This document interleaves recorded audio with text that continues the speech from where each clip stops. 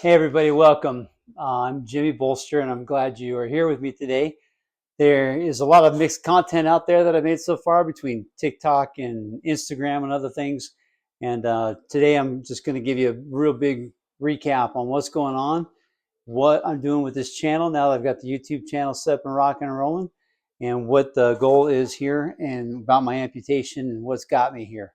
All right, so with that being said, I'm in my happy place. I'm in my hobby room here. This is my training room. And I've got my 3D printer kicking over here. So this is where I entertain myself. Finally, it's been a few weeks, been able to get back in here. So here's the deal. I got the platform's called the Stub Club. Stub. Have my right leg amputated. Got a bunch of stuff out there on Instagram. I'm trying to make them as shorts for YouTube so you can catch up with me on the whole decision. I became diabetic when I was 35. At 35 years old, I didn't give a rip. I didn't think about it. I went to the doctor once or twice. The doctor back then didn't freaking know much and looked through the book, said, diabetes, metformin, and prescribed me metformin. And that was it. And then I thought maybe ordering, my massive large sandwich at the sandwich shop on wheat bread was being diabetic friendly. There just wasn't a whole lot of information out there. And I really was on top of the world and was too prideful to think about it, if I'm being honest with you. Just like the majority of this country's population. We have so many people out here right now who are completely destroying themselves. They are at war with their pancreas. They're doing everything possible to destroy their future, right? And you don't even know it. I did it. I spent 10 years not even paying attention to it. I was coaching high school football. I had my own mortgage company. Life was great, making a ton of money, raising a blended family, talk of the town, had an infomercial that ran on cable television 4 times a day, 7 minutes. It was me. People recognized me in my hometown. I just was on top of the world and just too big for my own bridges and didn't even freaking pay attention to it. Then I get a blister. One blister on my foot, on my left foot, the one I still have, sort of. And it started a series of what ended up being 23 surgeries over a 9-year period that has ended up with a partial amputation on this foot. I had all the toes cut off eventually, and it's just a stub. So it's like this. And that infection was like the freaking Taliban and got in the system and ran over here and attacked my other leg. It was minding its own business and got in this sucker and tore it up so bad that we just couldn't repair it. And the mindset was always repair the foot, repair the foot, repair the foot. And we couldn't. And it got to the point where I'm 55 at this point when I'm filming this. And I can't go another 5-6 years. One surgery after the next, three surgeries a year, 4 surgeries a year, and think I'm gonna survive. So we decided that the best course of action was to just get rid of it, and I would be more mobile than I've been in a decade on today's technology, these new prosthetics. Now my diabetes is totally in check now. A little too late, right? But it's never too late. But the damage to the feet was done, and so that's just a consequence. I am taking care of it now, and you know what? It's not a big deal. It's just a freaking mindset. That's all. It's just a mindset. I changed my mindset. I changed the way I look at things, my perspective, my outlook, and it's not a problem. And my diabetes is totally fine. But like I said, damage is done is done. So with the damage to the feet and the extremities being what they were, I wasn't able to save it. So anyway, I'm 5 weeks out from the amputation. I've been killing it at the gym. I've been killing it. I went to a rehab facility for 2 weeks, just crushing it as hard as I could. If no one invests in you, invest in yourself.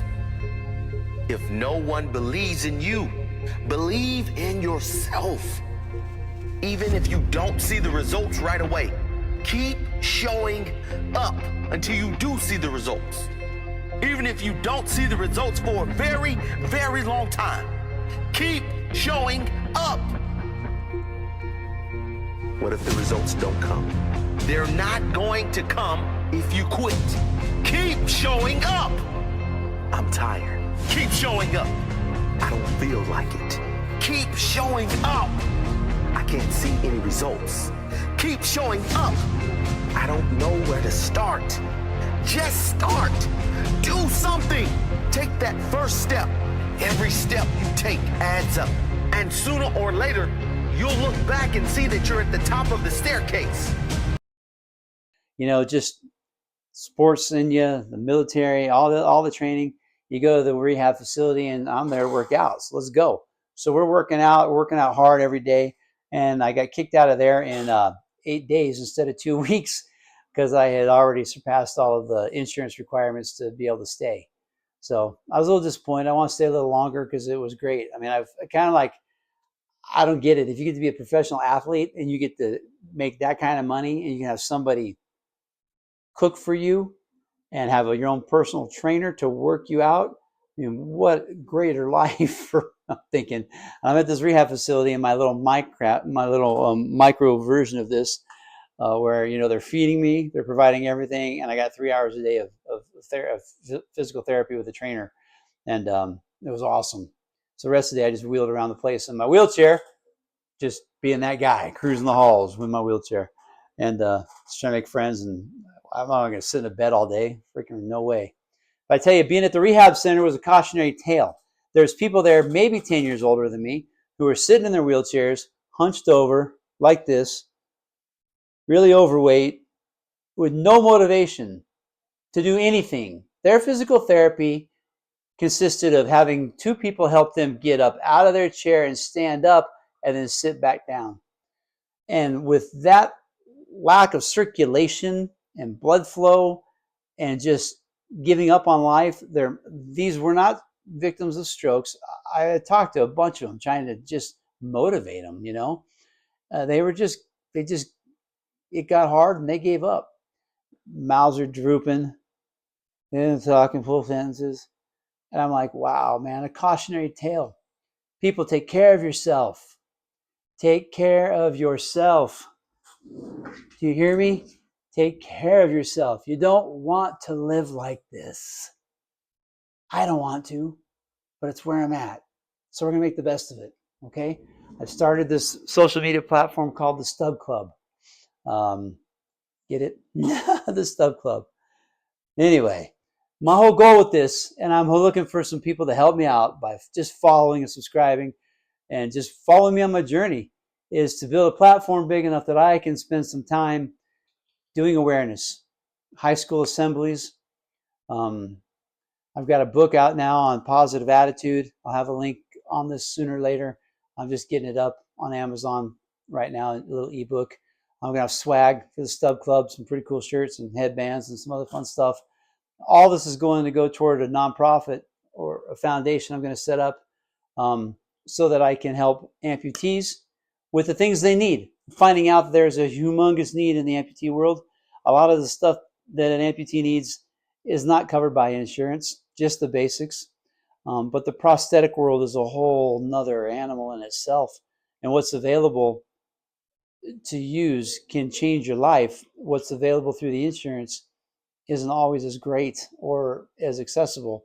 And some doctors' offices don't want to go through the extra effort because they think it takes a lot of work to get all that prescribed. And so people are missing out, from little things to being able to pay for extra hand bars to get them in the house, out of a wheelchair, stand up, whatever. Just little things. I really want to take this and be a resource for those in need. That's going to be the lemonade from the lemons of my life right now.